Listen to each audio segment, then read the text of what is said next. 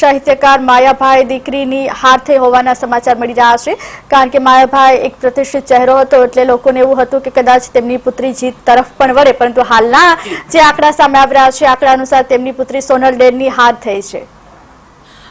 ઉર્મિશા, જો તેમની હાર થઈ છે તો તેમાં ઘણા બધા કારણો હોઈ શકે છે। આમ તો ભારતીય જનતા પાર્ટીમાંથી કોઈ પણ ઉમેદવારને જો ઉતારવામાં આવે તો સ્વાભાવિક તેમનું જીતવું ખૂબ નક્કી હોય છે, પરંતુ જ્યારે એ ઉમેદવાર હારે છે તો તેની પાછળ ઘણા બધા કારણો હોય છે। માયાભાઈ આને ખૂબ જ જાણીતો ચહેરો છે, લોકોમાં ખૂબ જ લોકપ્રિય છે, ખૂબ મોટા લોક સાહિત્યકાર છે, પરંતુ સવાલ આખરે એ થાય છે કે જે રીતે રાજલ બારોટ છે, રાજલ બારોટના પિતાની પણ એક પોતાની આગવી ઓળખાણ હતી, પરંતુ તેઓની સાથે સાથે રાજલ બારોટની પોતાની પણ એક આગવી ઓળખાણ છે।